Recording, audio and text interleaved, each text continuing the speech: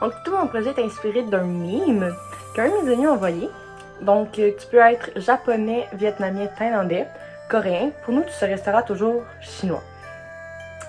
Une phrase qui est pleine de sentiments, de profondeur, ou pas. Faut pas mettre tout le monde dans le même panier. Nous sommes Québécois-Canadiens, les Américains sont Américains, les Argentins sont Argentins. Alors pourquoi on dit que les Asiatiques sont tous les mêmes?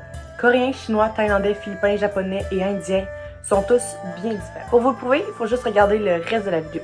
Je vais prendre le temps de comparer quelques points pour vous démontrer que, comme nous, avec les Américains, nous avons nos différences. Pas seulement la langue, mais les traditions et la culture varient entre tous. Je ferai la différence entre 6 pays déjà choisis: la Chine, le Japon, la Corée du Sud, les Philippines, l'Inde. Premièrement, la situation géographique des pays et leur capitale. Commençons avec le Japon. L'archipel japonaise est situé au sud-est de la Chine et a pour capitale Tokyo. Tokyo est connue comme la capitale animée du Japon, avec ses gratte-ciels illuminés et temples historiques. La capitale au soleil levant. Les Philippines sont aussi un archipel divisé en 3 groupes d'îles: Luzon, Visayas et Mindanao. On retrouve la capitale Manille sur l'île de Luzon. Du côté plus continental, donc nous avons la Chine, pays voisin de la Russie, le Vietnam et la Corée. Sa capitale est bien connue, Beijing, ou peut-être la connaissez-vous sous le nom de Pékin. En fait, Pékin est la prononciation de Beijing. Un autre voisin de la Chine est l'Inde. Divisée en 28 États, l'Inde a une frontière commune avec le Pakistan et sa capitale se nomme New Delhi. Située dans la péninsule indo-chinoise, la Thaïlande est divisée en 76 provinces différentes. La capitale du pays est Bangkok et avec ses rues animées et ses sanctuaires richement décorés, font d'elle une capitale extraordinaire. Autre pays en péninsule, nous avons la Corée. Depuis 1948, la péninsule est divisée en 2, donc nous avons la Corée du Nord et la Corée du Sud. La Corée du Sud longe la Chine et effleure la Russie. Sa capitale, Séoul, est une immense métropole au gratte-ciel moderne, au métro high-tech et à la culture pop. Deuxièmement, la population de chaque pays varie pour chaque région et l'appellation des habitants est différente selon leur pays d'origine. Le pays le plus peuplé au monde est la Chine avec environ 1,4 milliard de Chinois et Chinoises. La deuxième plus grande population est celle de l'Inde avec 1,3 milliard d'Indiens et Indiennes. Dans le classement mondial, le Japon est le suivant en liste. On le retrouve au 11e rang avec 126 millions de Japonais et Japonaises. Juste en dessous, au 12e rang, nous retrouvons les Philippines avec 106 millions d'habitants. On doit ensuite faire un bond pour se rendre au 22e rang, la Thaïlande. On y retrouve environ 69 millions de Thaïlandais et Thaïlandaises. Le dernier pays dont je vais vous parler est la Corée du Sud, classée au 27e rang. Le plus bas des 6 pays, mais tout de même plus haut que le Canada, qui se retrouve au 38e. La Corée du Sud dénombre 51 millions de Coréens et Coréennes. Troisièmement, la forme de l'État.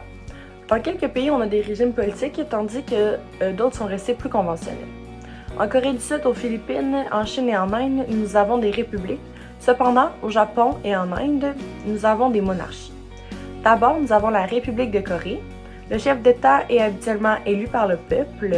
Depuis le 10 mai 2007, le président est Moon Jae-in. Nous retrouvons une république populaire en Chine. Le 14 mars 2013, Xi Jinping a été élu par les électeurs. Il sera réélu par la suite le 17 mars 2018. La troisième république est la République présidentielle des Philippines. Il y a plusieurs partis et le président Rodrigo Duterte est chef de l'État et ou du gouvernement. Ce système est inspiré de celui des Américains. La dernière république est la République fédérale de l'Inde. Ils ont un chef d'État, Ramnath Kovind, et un chef du gouvernement, Narendra Modi. Les deux autres pays sont des monarchies constitutionnelles. La Thaïlande, ou Royaume de Thaïlande, a pour roi depuis le 4 mai 2019 Maha Vajiralongkorn. Le nom dynastique des rois en Thaïlande est Rama. Alors le nouveau roi est Rama X, Rama X, pour poursuivre la dynastie. Au Japon, ce ne sont pas des rois, mais des empereurs. Le 126e empereur du Japon se nomme Naruhito et il est couronné depuis le 1er mai 2019. Quatrièmement, dans ces 6 pays, nous utilisons de la monnaie différente et nous parlons une langue différente. Pour vous donner une idée de la valeur de la monnaie utilisée, je vais vous dire comment $1 canadien vaut selon la monnaie du pays. D'entrée de jeu, les Coréens utilisent le won. $1 canadien vaut environ 890 won. Les Coréens parlent le coréen, mais cela peut varier selon la région. Donc, un Coréen peut parler le dialecte de sa région. Exemple, quelqu'un qui vient de Jeju, une île faisant partie de la Corée du Sud, il parlerait le dialecte de Jeju. Un dialecte, c'est une forme régionale d'une langue. En Chine, la langue parlée est le chinois, le mandarin. Le mandarin est divisé en deux, le simplifié et le traditionnel. Le simplifié est en fait une simplification des caractères traditionnels. Par exemple, prenons le verbe apprendre. Le caractère pour l'écrire est différent, mais la façon de prononcer est la même. Il est aussi possible de retrouver des dialectes en Chine, plus précisément 8. Le mandarin, le hu, le xian, le gang, le hakka, le cantonais, le min et le chin. Les Chinois utilisent pour monnaie le yuan. $1 canadien équivaut à environ 1,25 yuan. En Thaïlande, la langue parlée est le thaï. Et en thaï, un mot peut avoir jusqu'à 5 significations en fonction de la prononciation faite. Il existe en Thaïlande 4 principaux dialectes, le dialecte du nord, du nord-est, du centre et du sud. Les Thaïlandais ont comme monnaie le baht, et $1 canadien vaut environ 23 bahts. Au Japon, la monnaie utilisée est le yen, et $1 canadien équivaut à environ 82 yens. La langue parlée est le japonais. Celui-ci dispose de 4 formes d'écriture, le hiragana, katakana, le kanji et le romanji. Voyageons maintenant un peu sur un autre archipel, les Philippines. Comme monnaie, les Philippins utilisent le peso philippin et $1 canadien vaut environ 39 pesos philippins. La langue parlée aux Philippines est le filipino. La langue est basée sur le tagalog. Si vous voyagez sur cet archipel, sachez que l'anglais est parlé et compris partout. Finissons cette partie avec l'Inde. La monnaie est la roupie et $1 canadien équivaut à environ 54 roupies. Les Indiens parlent l'hindi. Par contre, cette langue dite nationale est parlée que par 45% de la population. L'autre grande majorité des habitants parlent anglais. Cinquièmement, un peu de culture sur les pays d'Asie dont je vous parle depuis maintenant quelques minutes. Un fait plutôt intéressant avec la Corée du Sud est le système de hiérarchie selon l'âge de la personne. Un genre de système d'aînés et de juniors. Là-bas, l'âge n'est pas un tabou.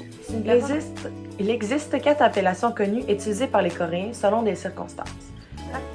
Rapidement, nous avons Oppa, utilisé par les filles pour désigner un homme plus vieux, dont ils sont proches. Par exemple, une fille avec son grand frère. Ensuite, nous avons Nuna, qui est le contraire de Oppa, donc un garçon avec une femme. Les deux autres sont Hyung et Onni. Ils sont utilisés pour une personne plus jeune avec une personne plus âgée du même sexe. Exemple, une fille avec une femme plus âgée ou un garçon avec un homme plus vieux.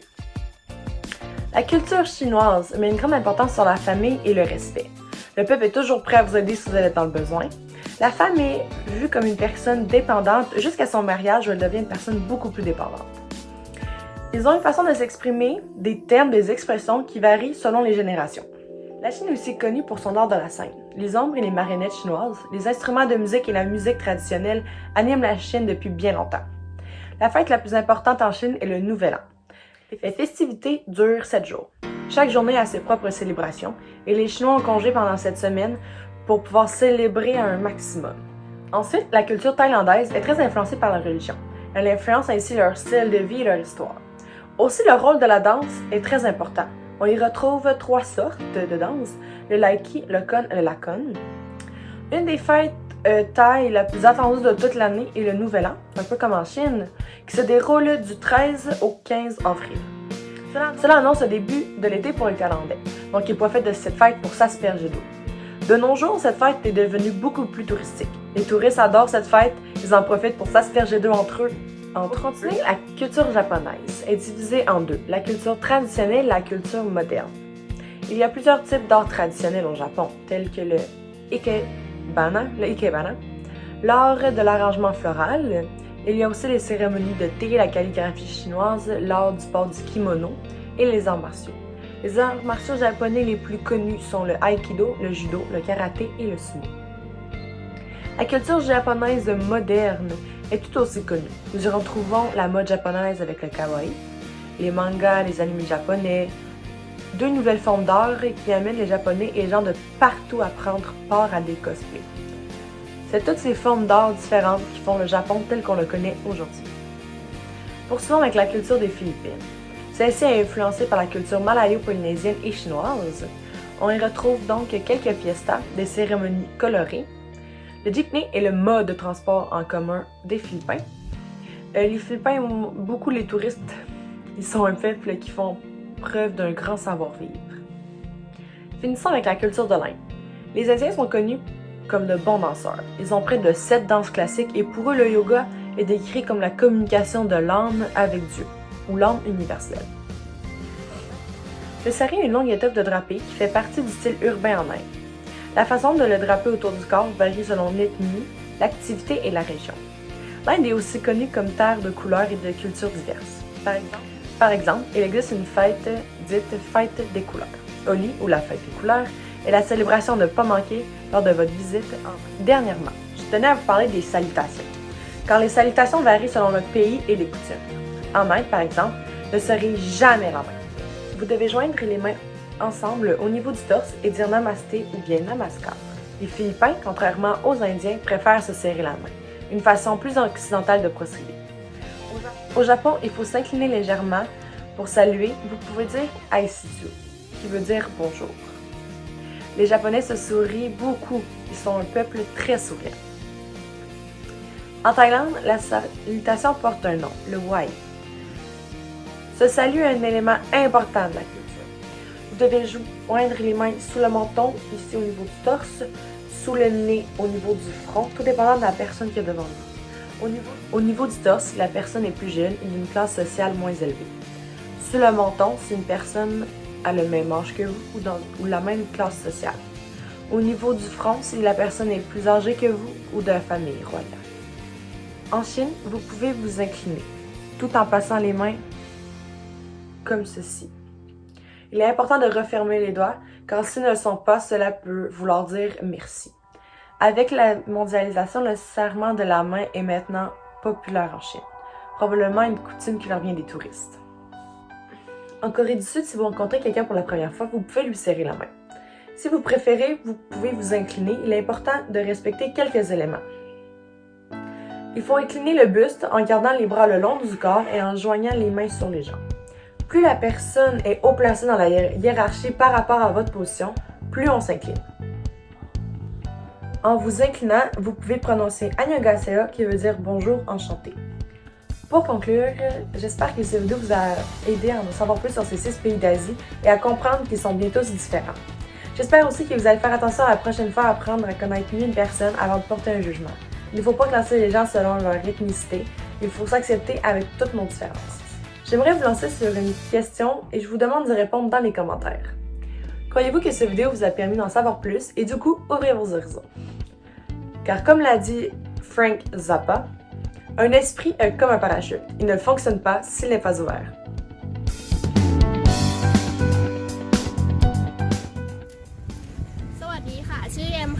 अस्सलामुअलैकुम मेरा नाम फसी हैदर है और मैं पाकिस्तान से हूँ 안녕하세요. 저는 한국에서 와는 김예린입니다. Hello，大家好，我叫李超，我来自中国。